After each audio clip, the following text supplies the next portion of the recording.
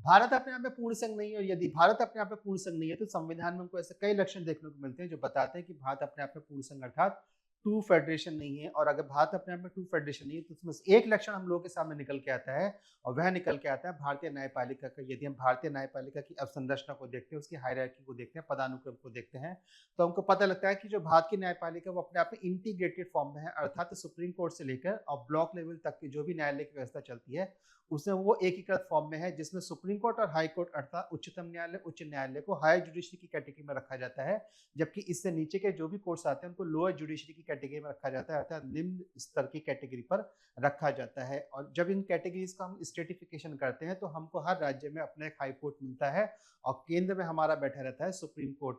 अगर भारत अपने आप में पूर्ण संघ होता तो यानी कि केंद्र में जहां सुप्रीम कोर्ट है वहां हमारे पास एक संघीय न्यायालय फेडरल कोर्ट होता और हर राज्य के पास अपना एक सुप्रीम कोर्ट होता। तो नमस्कार, मैं चंद्रशेखर स्वागत करता हूं चहल के इस प्लेटफॉर्म पर, जहां पर आज हम यूपी की पॉलिटी में डिस्कस करेंगे यूपी की जुडिशरी की व्यवस्था अर्थात न्यायपालिका की व्यवस्था। और इस न्यायपालिका की व्यवस्था को हम दो खंडों में विभाजित कर रहे हैं, और पहली व्यवस्था में आज हम डिस्कस करने वाले हैं यूपी के हाई कोर्ट अर्थात इलाहाबाद हाई कोर्ट को। तो आइए इसको प्रारंभ करते हैं। जब हम इसको प्रारंभ करते हैं तो फिर से हम कहां से स्टार्ट करेंगे, तो हम वहीं से स्टार्ट करेंगे जहां पर हम जानते हैं कि हम यूपी के पॉलिटिकल मैप को जनरली डिस्कशन करके साथ ही आगे की ओर बढ़ते हैं। जब हम यूपी के पॉलिटिकल मैप को डिस्कस करते हैं तो हमको डिस्ट्रिक्ट मिलता है हमारा प्रयागराज। अच्छा, प्रयागराज वह डिस्ट्रिक्ट है जो यूपी के सदर्न पार्ट में पड़ता है, और जिस पेनिनसुलर प्लेट का जो भाग यूपी के अंतर्गत पड़ता है उसमें से प्रयागराज की दो तहसील भी आती हैं। उन दो तहसील के आपको नाम बताने कि प्रयागराज पूर्णतः डिस्ट्रिक्ट जो है वो यूपी के जो प्रायद्वीपीय भारत की प्लेट है अर्थात पठारी क्षेत्र का जो भाग है उसमें जो यूपी के डिस्ट्रिक्ट आते हैं उसमें से प्रयागराज जो अपनी दो तहसील के साथ उस प्रायद्वीपीय पठार की संकीर्ण पट्टी भूमि क्षेत्र पर आता है। तो वह कौन कौन से दो तहसील हैं जिनको मैं आपको बता चुका हूं लास्ट लेक्चर्स में कि ये दो तहसील प्रायद्वीपीय भारत के पठारी क्षेत्र में प्रयागराज डिस्ट्रिक्ट की तरफ से आते हैं। तो अगर हमको डिस्ट्रिक्ट मिलता है प्रयागराज तो इसी डिस्ट्रिक्ट में हमको मिलता है इलाहाबाद हाईकोर्ट। हम जानते हैं कि प्रयागराज का जो पहले नाम था वो इलाहाबाद था, लेकिन अब उसके जिले का नाम जो है चेंज कर दिया गया है, लेकिन अभी तक हाई कोर्ट का नाम चेंज नहीं कराया गया। तो हाई कोर्ट का नाम अभी भी इलाहाबाद उच्च न्यायालय के रूप में चल रहा है। अगर हाई कोर्ट का नाम चेंज होना है तो आपको बताना है मेरे को होमवर्क में कि हाई कोर्ट का नाम कैसे चेंज होगा। क्या राज्य विधायिका के पास ये शक्ति है या केंद्रीय विधायिका में संसद के द्वारा किसी हाई कोर्ट का नाम चेंज करा जाता है, और अगर चेंज किया जाता है तो उसकी प्रक्रिया क्या होने वाली है, संभवतः मैं आने वाले कुछ लेक्चर्स में जो हम डिस्कस करेंगे करंट अफेयर्स को लेकर तो मैं आपको बताने वाला हूं कि हाई कोर्ट का नाम कैसे चेंज करा जाता है, उसकी क्या प्रक्रिया रहने वाली होती है। अभी फिलहाल आपके लिए होमवर्क है ताकि एक अवेयरनेस भी आ जाए आपके पास और आपको पता भी लग जाए कि इलाहाबाद हाई कोर्ट या किसी भी संबंधित हाई कोर्ट का नाम किस प्रकार से और किस विधि के माध्यम से कौन सी विधायिका चेंज करती है। तो प्रयागराज हमको मिलता है जिसका भूतपूर्व नाम इलाहाबाद था, और यहीं पर हमारे पास मिलता है इलाहाबाद हाई कोर्ट। अगर हम प्रयागराज को फिर से रिपीट करते हैं तो प्रयागराज जिले की दो तहसील ऐसी हैं जो प्रायद्वीपीय भारत की उच्च पठारी भूमि की संकीर्ण भूमि पट्टी क्षेत्र पर आते हैं। इसके साथ आपको ये बताना है कि ऐसे कौन कौन से डिस्ट्रिक्ट हैं, ऐसे कौन कौन से डिस्ट्रिक्ट हैं जो प्रायद्वीपीय भारत के पठारी भूमि क्षेत्र पर यूपी की तरफ से आते हैं। राइट, अब आगे की ओर चलते हैं। तो जब आगे की ओर चलेंगे तो हमने फिर एक छोटा सा रिवीजन और लेते हैं। उस रिवीजन में हम देखते हैं कि यूपी के राजकीय चिन्ह कौन कौन से हैं। तो राजकीय पुष्प हमको पता है पलाश है, राजकीय जो वृक्ष है वो हमारे पास अशोक है, राजकीय पशु जो है वो हमारे पास बारहसिंगा है, जो राजकीय पक्षी है वो हमारे पास रेस सारस है, जो राजकीय मत्स्य वो हमारे पास चितला चिताला है, और जो राजकीय जलीय पशु है गंगा डॉल्फिन है, जिसको यूपी ने 2023 में अडॉप्ट करा है और 2010 से इसको राष्ट्रीय स्तर पर भी राष्ट्रीय जलीय पशु की संज्ञा मिली हुई है। अब आगे की ओर चलते हैं। अब हम अपनी पूर्ण रूप से जुडिशरी की स्ट्रक्चर पर आते हैं। जब जुडिशरी की स्ट्रक्चर को हम भारत में स्टडी करते हैं तो हमको ये पता लगा कि जुडिशरी की स्ट्रक्चर भारत में स्टडी करने पे जो टॉप पर हमारे पास है वो हमारा सर्वोच्च न्यायालय अर्थात तो सुप्रीम कोर्ट है। और हमने कहा कि जो भारत की न्यायपालिका व्यवस्था है वो अपने आप में एकीकृत इंटीग्रेटेड है, ये पूर्ण संघ का उदाहरण नहीं है। अगर पूर्ण संघ का उदाहरण होती तो जहां पे हमारे पास हाई कोर्ट थे वहां पर हमको सुप्रीम कोर्ट मिलता, और जहां पे आज हमारा सुप्रीम कोर्ट है वहां पे हमको फेडरल कोर्ट मिलता अर्थात संघीय न्यायालय मिलता। लेकिन ऐसा नहीं है। तो ये जुडिशरी के जो पदानुक्रम है हायरार्की ये भी हमको बताती है कि भारत अपने आप में पूर्ण संघ नहीं है। तो उसी जुडिशरी के स्ट्रक्चर में सुप्रीम कोर्ट है और हाई कोर्ट है, ये दोनों आते हैं हायर जुडिशरी में। सुप्रीम कोर्ट और हाई कोर्ट अर्थात उच्च न्यायपालिका व्यवस्था में आते हैं। और इसके बाद जो आती है तो वो निचली न्यायपालिका व्यवस्था आती है जिसमें हमारे पास सबऑर्डिनेट कोर्ट्स आ जाते हैं। इनको बोलते हैं हम सबऑर्डिनेट कोर्ट्स, अर्थात अधीनस्थ न्यायालय व्यवस्था, अधीनस्थ न्यायालय पदानुक्रम। उन सबॉर्डिनेट कोर्ट में जब हम जाएंगे तो सबॉर्डिनेट कोर्ट जो हमारे स्टार्ट होते हैं वो हमारे डिस्ट्रिक्ट लेवल से स्टार्ट होते हैं।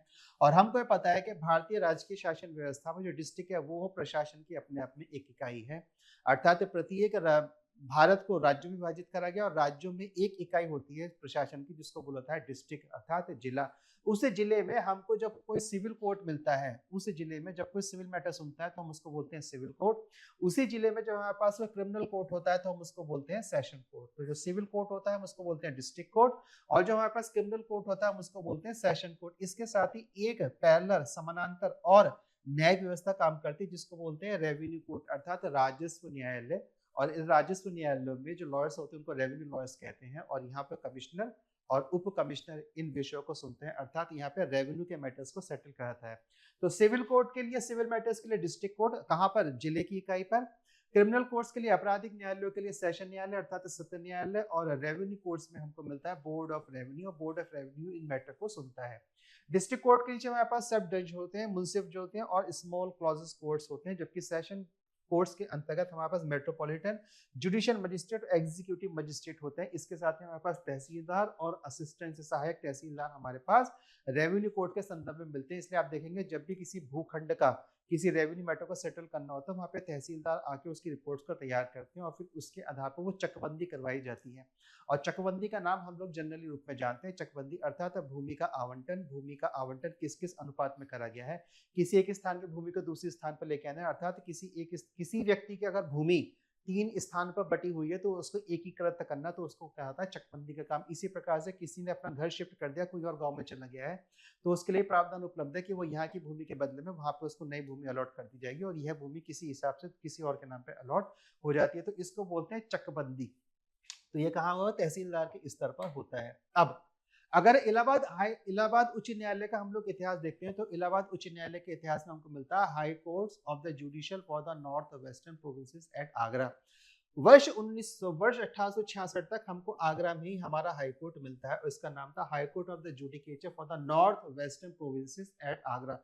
नॉर्थ यानी कि उत्तर, वेस्टर्न यानी कि पश्चिमी, प्रोविंसेस यानी कि प्रांत अर्थात उत्तरी पश्चिमी प्रांत। आगरा के लिए हमारे पास हाई कोर्ट का प्रावधान भारतीय इतिहास में भारतीय इलाहाबाद उच्च न्यायालय के इतिहास के संदर्भ में हमको देखने को मिलता है। तो अगर पहला हाई कोर्ट हम कहते हैं कि कहाँ स्टैब्लिश हुआ था, तो पहला हाई कोर्ट यूपी का स्टैब्लिश हुआ था आगरा में वर्ष 1866 में। अब ध्यान दीजिए, भारतीय उच्च न्यायालय हाई कोर्ट अधिनियम 1861 आया, अर्थात इंडियन हाई कोर्ट एक्ट, हमने इसका नाम सुना है, 1861 में आया, और इसी को बोला गया भारतीय उच्च न्यायालय अधिनियम 1861 के अंतर्गत।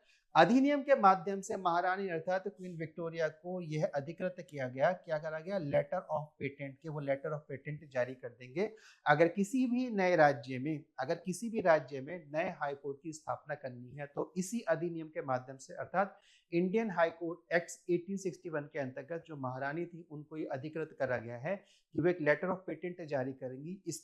इसका अर्थ ये हो गया कि बार बार आपको इसमें क्या बोलते हैं इसको, हाँ, बार बार आपको अधिनियम की प्रक्रिया बनाने में नहीं जाना पड़ेगा, अर्थात आपको बार बार लेजिस्लेचर के पास नहीं जाना पड़ेगा।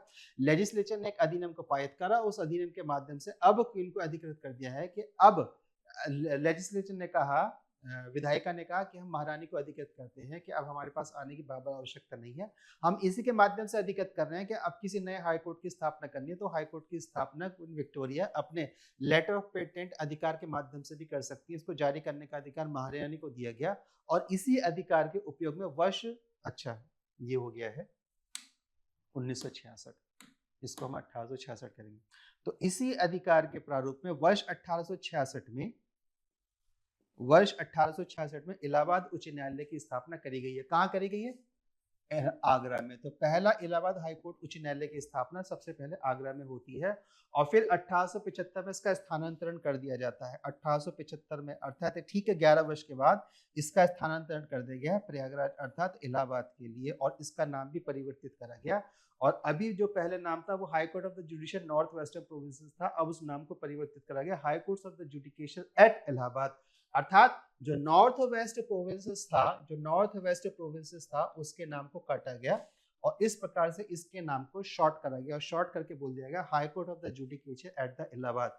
तो अगर ब्रीफ समरी इस स्लाइड की हम लेते हैं तो पहला हाई कोर्ट हमारे पास स्थापित होता है वर्ष 1866 में। इसके लिए जो हमारा प्रावधान मिलता है वो वर्ष 1861 के इंडियन हाई कोर्ट एक्ट 1861 के माध्यम से मिलता है।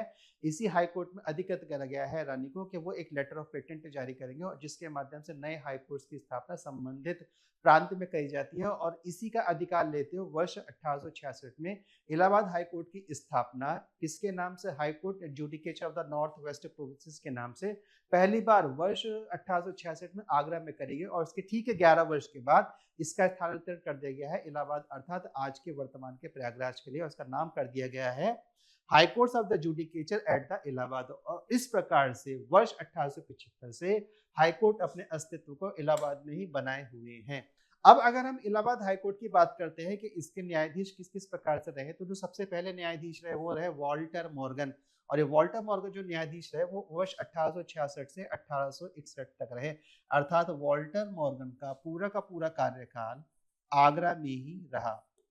पहले जो न्यायाधीश हुए मुख्य न्यायाधीश, उनका जो पहला कार्यकाल रहा वो पूर्ण रूप से आगरा में रहे, क्योंकि हम जानते हैं कि वर्ष 1866 से और वर्ष 1875 तक ये हाई कोर्ट जो था, इलाहाबाद हाई कोर्ट जो था, ये आगरा में ही स्थापित रहता है। तो उसके जो प्रथम मुख्य न्यायाधीश बनते हैं वो होते वॉल्टर मॉर्गन और ये 1866 से 1861 अर्थात प्रथम जो न्यायाधीश थे उनका कार्यकाल 5 वर्ष का रहता है। इसके बाद आता है स्वतंत्रता का समय। हम जानते हैं कि स्वतंत्रता के समय पर जो हाई कोर्ट था वो प्रयागराज में ही ऑपरेट कर रहा था, वो प्रयागराज से अपना कार्य निष्पादन कर रहे थे और उस समय जो हमारे मुख्य न्यायाधीश थे वो थे कमलकांत वर्मा। फिर हमें मिल गई स्वाधीनता और स्वाधीनता के बाद जो पहले मुख्य न्यायाधीश बनते हैं भारत के वो बनते हैं विधु भूषण मलिक। तो इन दोनों नामों को याद रखिएगा कि कमलकांत वर्मा है, विधु भूषण मलिक है। इंडिपेंडेंस और इंडिपेंडेंस के बाद जो पहले मुख्य न्यायाधीश बनते हैं वो विधु भूषण मलिक बनते हैं और वर्तमान में जो मुख्य न्यायाधीश है उनका नाम है अरुण भंसाली। और जो अरुण भंसाली है ये 5 फरवरी 2024 से अभी तक वर्तमान में इलाहाबाद उच्च न्यायालय के मुख्य न्यायाधीश के रूप में अपने कार्य का निष्पादन कर रहे हैं। तो वॉल्टर मॉर्गन हो, कमलकांत हो, विधु भूषण मलिक हो या अरुण भंसाली हो, ये 4 मुख्य न्यायाधीश इलाहाबाद उच्च न्यायालय के संदर्भ में या उसके संदर्भित इतिहास के संदर्भ में हमको याद रखने होंगे। तो इस प्रकार से अगर हम इतिहास देखते हैं तो 1866 में स्थापना होती है, 1875 में इसका स्थानांतरण होता है इलाहाबाद के लिए। 1866 से 1871 तक जो पहले न्यायाधीश रहते हैं वॉल्टर मॉर्गन रहते हैं, यानी कि उनका पूरा कार्यकाल आगरा में ही गया है। और जो स्वतंत्रता समय थी उस समय तक जो हमारे मुख्य न्यायाधीश वो कमलकांत थे और इस स्वतंत्रता के बाद जो पहले मुख्य न्यायाधीश बनते हैं वो बनते हैं विधु भूषण मलिक और अरुण भंसाली वर्तमान के हमारे मुख्य न्यायाधीश इलाहाबाद उच्च न्यायालय में रह रहे हैं या कार्यरत हैं। अब संविधान के अनुसार अनुच्छेद 214 से 237 तक, अब इनको ध्यान रखिएगा कि अगर हम बात करते हैं कि हाई कोर्ट्स का, उच्च न्यायालय का प्रावधान हमको संविधान में कहां से कहां मिलता है, किस अनुच्छेद के माध्यम से मिलता है, तो वो जो अनुच्छेद का ग्रुप है या समूह है वो मिलता है 214 से 237 तक। अब हमको ये पता करना है कि सर्वोच्च न्यायालय का प्रावधान हमको संविधान में कौन से अनुच्छेद से कौन से अनुच्छेद तक मिलता है। क्या यह प्रावधान अनुच्छेद 124 से प्रारंभ होता है? अब ये आपका होमवर्क रह जाता है कि संविधान में उच्च न्यायालय का प्रावधान, उच्चतम न्यायालय का प्रावधान, सुप्रीम कोर्ट का प्रावधान हमको कौन से अनुच्छेद के ग्रुप के अंतर्गत मिलता है और क्या वह अनुच्छेद 124 से प्रारंभ हो रहा है। ये छोटा सा हिंट मैंने आपको दे दिया है। अब अगर हाईकोर्ट के विषय में मुख्य संविधान के अनुच्छेद देखते हैं, आर्टिकल देखते हैं, तो हमको पहला आर्टिकल मिलता है आर्टिकल 214 अर्थात अनुच्छेद 214। और अनुच्छेद 214 राज्यों के लिए हाई कोर्ट का प्रावधान करता है, यानी कि संबंधित राज्य के पास अपना एक हाई कोर्ट होगा। वो संबंधित राज्य कोई सा भी हो तो उसके लिए अपना एक हाई कोर्ट होगा।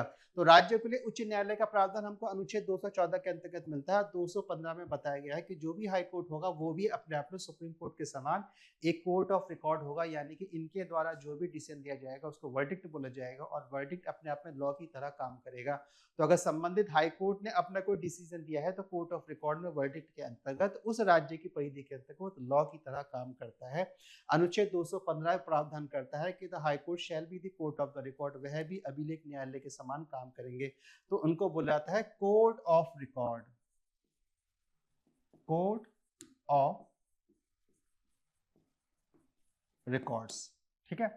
अनुच्छेद 214 प्रावधान करेगा हाई कोर्ट का। 215 कहता है कोर्ट ऑफ रिकॉर्ड की तरह काम करेंगे। हाई कोर्ट भी सुप्रीम कोर्ट के समान कोर्ट ऑफ रिकॉर्ड की तरह काम करेंगे। अनुच्छेद 216 प्रावधान करता है उच्च न्यायालय गठन का, यानी कि अब उच्च न्यायालय का गठन संबंधित राज्य के लिए करा जाएगा। तो उसमें न्यायाधीशों की संख्या कितनी होगी और उसके अन्य प्रावधान क्या होंगे, वो संबंधित राज्य के संबंध में यहाँ पर गठन करा जाएगा।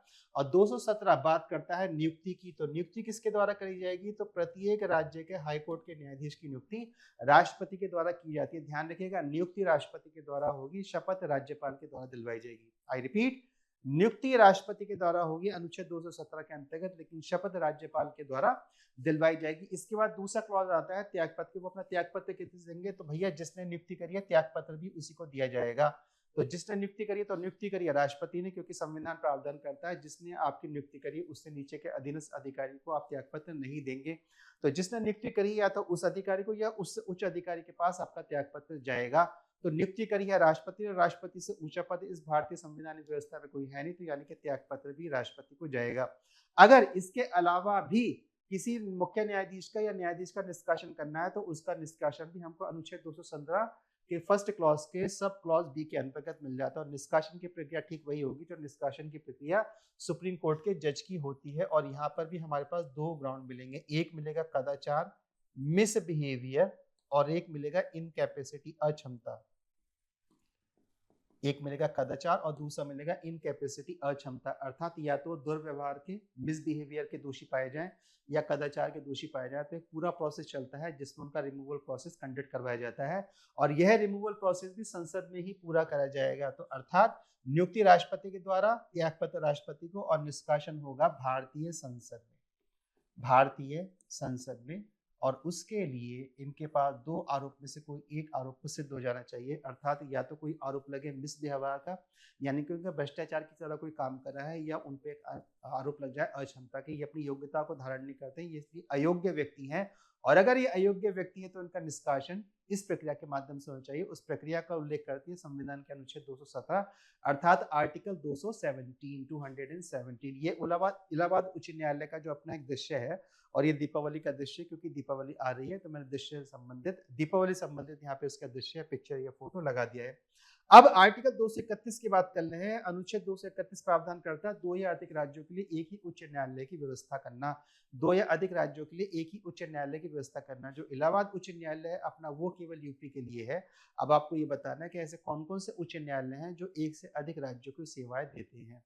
हमारे पास ऐसे कितने उच्च न्यायालय है, वो मैं ऑप्शन देता हूँ, वो 3 है, 4 है, 5 है या 6 है। इनमें से हमारे पास ऐसे कितने उच्च न्यायालय हैं जो एक से अधिक राज्यों के लिए अपनी सेवाएं देते हैं। करंट अफेयर्स के क्वेश्चन में मैं उसको डिस्कस करूंगा कि भारत में ऐसे कितने उच्च न्यायालय हैं जो एक से अधिक राज्यों के लिए अपनी सेवाएं देते हैं। क्या एक हिंट के रूप में, क्या अंडमान निकोबार के लिए अब आपको बताना है कि गुवाहाटी का उच्च न्यायालय काम करता है या बंगाल का उच्च न्यायालय, कलकत्ता उच्च न्यायालय उसके लिए काम करता है। अब आगे की ओर चलते हैं। तो हमारे पास अनुच्छेद 214 हो गई जो प्रावधान करता है कि राज्यों के लिए अपने हाई कोर्ट होना चाहिए। अनुच्छेद 215 के अंतर्गत बोला गया कि हाई कोर्ट अपने आप में कोर्ट ऑफ रिकॉर्ड होगा। अनुच्छेद 216 में हाई कोर्ट्स का गठन की प्रक्रिया बताई गई है। अनुच्छेद 217 में न्यायाधीश, मुख्य न्यायाधीश, न्यायाधीश की नियुक्ति, उनका त्यागपत्र और उनकी निष्कासन प्रक्रिया का व्याख्यान दिया गया है। इसके साथ ही अनुच्छेद 231 में बताया गया है कि कोई भी एक उच्च न्यायालय एक या एक से अधिक, दो या दो से अधिक राज्यों के लिए अपनी सेवाएं दे सकता है। इसका प्रावधान भी भारतीय संसद के माध्यम से किया जाएगा। ध्यान रखिएगा, हाईकोर्ट के संबंध में राज्य की विधायिकाओं के पास कोई भी अधिकार नहीं है। इनकी जो पेंशन आएगी वो इंडिया के कंसोलिडेटेड फंड से आएगी, लेकिन जो उनकी सैलरीज आती हैं वो राज्य की संचित निधि अर्थात स्टेट कंसोलिडेटेड फंड से आती है। इस बात को भी ध्यान रखिएगा। नियुक्ति राष्ट्रपति करेंगे, शपथ राज्यपाल दिलवाएंगे, त्यागपत्र राष्ट्रपति को जाएगा, निष्कासन भारतीय संसद करेगी। सैलरी, वेतन, अलाउंसेस वगैरह जो आएंगे वो राज्य की संचित निधि से आएंगे, लेकिन जो पेंशन होंगी वो भारतीय संचित निधि पर भारित होती हैं, भारित होंगी, वहां से आएंगी नहीं, अर्थात नॉन वोटेबल पार्ट के अंतर्गत ये रखी गई है ताकि न्यायपालिका की स्वतंत्रता अपने आप में बनी रहे। आगे की ओर चलते हैं। नियुक्ति, मुख्य न्यायाधीश की नियुक्ति राष्ट्रपति के द्वारा भारत के मुख्य न्यायाधीश से विचार विमर्श करने के पश्चात करी जाती है। अर्थात जो इलाहाबाद उच्च न्यायालय के मुख्य न्यायाधीश होंगे अनुच्छेद 217 के अंतर्गत जिनकी नियुक्ति करी जाएगी राष्ट्रपति के द्वारा, वह तभी करी जाएगी जब भारत के उच्च न्यायालय के मुख्य न्यायाधीश से विचार विमर्श हो जाएगा। हम जानते हैं कि भारतीय व्यवस्था में इस समय, संवैधानिक व्यवस्था में उसको नहीं बोलूंगा, लेकिन अब भारतीय व्यवस्था में इस समय कॉलेजियम सिस्टम चलता है। उस कॉलेजियम सिस्टम की रिकमेंडेशन पर ही राष्ट्रपति के द्वारा संबंधित उच्च न्यायालय के मुख्य न्यायाधीश या उस न्यायालय के किसी भी न्यायाधीश की नियुक्ति वहां पर करी जाएगी। अन्य न्यायाधीशों की नियुक्ति राष्ट्रपति द्वारा संबंधित उच्च न्यायालय के मुख्य न्यायाधीश से परामर्श करने के बाद करी जाएगी। अर्थात जो भंसाली हैं, माननीय न्यायालय के मुख्य न्यायाधीश जो भंसाली हैं, अगर इलाहाबाद उच्च न्यायालय में किसी अन्य न्यायाधीश की भी नियुक्ति होनी है तो पहले उनसे विचार विमर्श किया जाएगा, फिर सिस्टम जाएगा कॉलेजियम सिस्टम के पास, जिसमें हाई कोर्ट में सुप्रीम कोर्ट के मुख्य न्यायाधीश होंगे, अन्य 4 जज होंगे। इनकी रिकमेंडेशन पर राष्ट्रपति अब संबंधित इलाहाबाद हाई कोर्ट के उच्च न्यायालय में या तो मुख्य न्यायाधीश या अन्य न्यायाधीश की नियुक्ति करेंगे। मुख्य न्यायाधीश के संदर्भ में कॉलेजियम सिस्टम की रिकमेंडेशन आएगी और अन्य न्यायाधीश के संबंध में मुख्य न्यायाधीश से परामर्श करके फिर कॉलेजियम सिस्टम का रिकमेंड करके राष्ट्रपति को नाम भेजा जाएगा और राष्ट्रपति फिर उनकी नियुक्ति करते हैं। फर्स्ट हम कहा त्यागपत्र राष्ट्रपति को दिएगा और निष्कासन उच्चतम न्यायालय के न्यायाधीशों के समान ही भारतीय संसद से करवाया जाएगा। ये पॉइंट मैं आपको ऑलरेडी बता चुका हूं। इसके बाद क्या होता है योग्यताएं। योग्यता क्या होगी, अगर किसी व्यक्ति को इलाहाबाद हाई कोर्ट का न्यायाधीश बनना है तो उसके पास योग्यता क्या होनी चाहिए। तो पहली योग्यता उसके पास होगी कि वह भारत का नागरिक होगा, अर्थात जो भारत का नागरिक नहीं है वह न्यायाधीश बनने की योग्यता अपने आप में नहीं रखता है। दूसरी बात, अब दूसरे में हमारे पास 2 कंडीशन है, दोनों कंडीशन में से कोई एक कंडीशन फुलफिल होनी चाहिए, इसलिए यहाँ पे लग गया है और या। तो पहला कि भारतीय राज्य की सीमा क्षेत्र में कम से कम 10 वर्षों के लिए न्यायिक अधिकारी के रूप में वह काम कर चुके हों। कोई भी न्यायिक अधिकारी के पद पर लगभग 10 वर्ष लगातार रह चुके हों। और दूसरा है, यदि यह योग्यता पूरी नहीं हो रही है तो दूसरी योग्यता यह पूरी होनी चाहिए कि भारतीय उच्च न्यायालय में से एक या एक से अधिक न्यायालय में कम से कम 10 वर्षों के लिए अधिवक्ता रहे हों। यानी कि आपका रजिस्ट्रेशन जब हो जाता है बार काउंसिल में, स्टेट की बार काउंसिल में, या आप किसी और स्टेट में प्रैक्टिस करते हैं तो आप लगातार कम से कम 10 वर्षों के लिए स्टेट हाई कोर्ट या एक से अधिक स्टेट के हाई कोर्ट्स में लगातार वकील अधिवक्ता रहने चाहिए। तो आपकी दूसरी कंडीशन पूरी हो जाएगी। पहली कंडीशन में ये मैंडेटरी है कि आप भारत के नागरिक होंगे और दूसरी कंडीशन में से या दूसरी योग्यताओं में से आपको इन दोनों में से किसी एक योग्यता की पूर्ति करनी है कि या तो आप कम से कम 10 वर्षों के लिए न्यायिक अधिकारी रह चुके हैं, एडीजे वगैरह जो आते हैं सारे के सारे न्यायिक अधिकारी रह चुके हैं, या आप हाई कोर्ट्स के अंतर्गत जो है वो यहाँ पर एक लॉयर रह चुके हैं और लगातार 10 वर्षों तक आप एज ए लॉयर काम कर रहे हैं। वो लॉयर आप एक ही हाई कोर्ट में भी 10 वर्षों के लिए कर सकते हैं या एक से अधिक हाई कोर्ट में भी कर सकते हैं, लेकिन जो टोटल टाइम पीरियड काउंट होना चाहिए, चाहे वो एक ही हाई कोर्ट में हो या एक से अधिक हाई कोर्ट में आप काम कर चुके हैं, लेकिन पिछले 10 वर्षों से आप हाई कोर्ट्स के लॉयर होने चाहिए। तो फिर आपकी दूसरी कंडीशन की नियुक्ति यहाँ पे आहार्यता पूर्ण हो जाती है, योग्यता आ जाती है, और इसके आधार पर या इन दोनों में से किसी एक के आधार पर फिर आप हाई कोर्ट के न्यायाधीश बनने की योग्यता अपने आप में आहार्यता रखने लगते हैं और अब आपकी नियुक्ति राष्ट्रपति के द्वारा एज ए जज of the respective high court के रूप में कर ली जाती है। तो ये था हमारा यूपी की पॉलिटी में इलाहाबाद हाई कोर्ट के संदर्भ में उसका इतिहास, उसके संविधान से संबंधित प्रावधान, कौन कौन से प्रावधान है, उनकी नियुक्ति किस प्रकार से होगी, निष्कासन किस प्रकार से होगा, त्यागपत्र कहाँ दिया जाएगा, और नियुक्ति, निष्कासन और त्यागपत्र करने के संबंध में अधिकार किस किस के पास है। तो अभी तक हमने ये एक पॉइंट हमने यहाँ पे नोट कर लिया है कि राज्य की विधायिका के पास इस हाई कोर्ट के संबंध में कोई भी अधिकार यहाँ पर नहीं दिए गए हैं। हाँ, बस एक बात है कि इनकी जो सैलरीज और अलाउंसेज यानी कि उनके वेतन और भत्ते होंगे वो राज्य की संचित निधि पर भारित होंगे, यानी कि वहाँ पे राज्य विधायिका के पास मताधिकार का कोई अधिकार नहीं है। उनकी पेंशन आती है वो इंडियन कंसोलिडेटेड फंड से आती है, अर्थात भारतीय संचित निधि से आती है। तो अगर हम इसका एक बार क्विक रिकैप कर लें तो हमने कहा कि हमारे पास हाई कोर्ट है जो सुप्रीम कोर्ट है और हाई कोर्ट है। ये पूरे एक इंटीग्रेटेड एकीकृत व्यवस्था है जो पूर्ण संघ की परिभाषा का उल्लंघन करते हुए आगे की ओर बढ़ती है। सिविल कोर्ट में डिस्ट्रिक्ट जज हो जाएंगे, क्रिमिनल कोर्ट में सेशन कोर्ट हो जाएगा और रेवेन्यू कोर्ट में बोर्ड ऑफ रेवेन्यू और रेवेन्यू कोर्ट्स के माध्यम से ये बात आगे की ओर चल देती है। इसके बाद हमको मिला कि सदर दीवानी अदालत north west of inter province.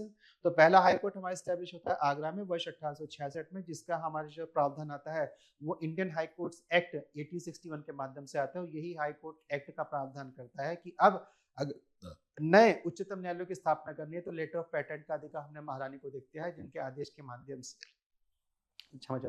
जिनके आदेश के माध्यम से नए हाई कोर्ट की स्थापना यहाँ पर की जा सकती है। इसके बाद पहली बार वर्ष 1866 में इलाहाबाद हाई कोर्ट न्यायालय के, आज के इलाहाबाद हाई कोर्ट के न्यायालय की स्थापना हो गई थी, लेकिन उसका जो उस समय नाम था वो चल रहा था north western provinces at Agra judicature, और स्थापना हुई है वर्ष 1866 में। इसके ठीक 11 वर्ष के बाद स्थानांतरण हो गया प्रयागराज के लिए और नाम को भी शॉर्ट करा गया, जुडिकेचर ऑफ इलाहाबाद उसमें लास्ट में कर दिया गया था। इसके बाद क्या हुआ, तो इसके बाद ये हुआ रिकैप में कि वाल्टर मॉर्गन पहले न्यायाधीश बने हैं, फिर कमलकांत इंडिपेंडेंस के टाइम तक मुख्य न्यायाधीश थे। इंडिपेंडेंस के बाद जो पहले न्यायाधीश बने विधु भूषण मलिक बने, और वर्तमान में जो हमारे मुख्य न्यायाधीश है वो हैं अरुण भंसाली। और इस प्रकार से इन 4 न्यायाधीशों के नाम भी आपको याद रखने होंगे। अनुच्छेद 214 प्रावधान करता है राज्यों के लिए हाई कोर्ट का, अनुच्छेद 215 प्रावधान करता है कोर्ट ऑफ रिकॉर्ड, यानी कि हाई कोर्ट भी अपने आप में कोर्ट ऑफ रिकॉर्ड के रूप में काम करता है। अनुच्छेद 216 प्रावधान करता है हमारे पास उच्चतम न्यायालय के गठन का। अनुच्छेद 217 प्रावधान करता है नियुक्ति, निष्कासन और त्यागपत्र की प्रक्रिया का। और अनुच्छेद 231 प्रावधान करता है कि एक हाई कोर्ट एक से अधिक राज्यों के लिए भी अपनी सेवाएं दे सकता है, 2 या 2 से अधिक राज्यों के लिए भी अपनी सेवाएं दे सकता है। नियुक्ति मुख्य न्यायाधीश के द्वारा नियुक्ति राष्ट्रपति के द्वारा कही जाएगी और भारत के मुख्य न्यायाधीश से परामर्श करने के बाद करी जाएगी।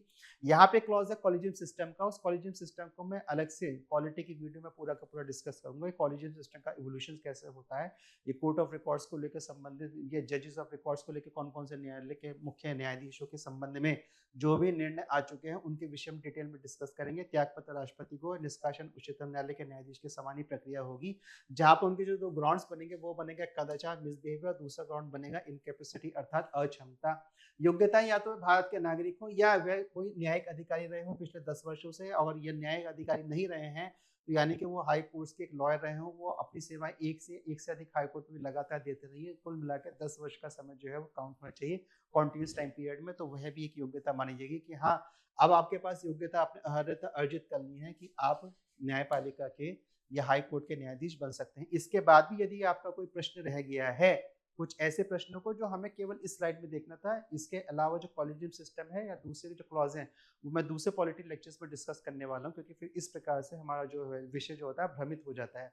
तो इस स्लाइड्स के संबंध में अगर आपकी अभी भी कोई प्रश्न है तो आप मेरे को बता सकते हैं कमेंट बॉक्स में, मैं उसका उत्तर आपको एक विशुद्ध रूप से शुद्ध जानकारी के साथ देने का पूरा प्रयास करूंगा। अभी के लिए इस लेक्चर को हम यहीं फिनिश अप करते हैं। नमस्कार और वंदे मातरम।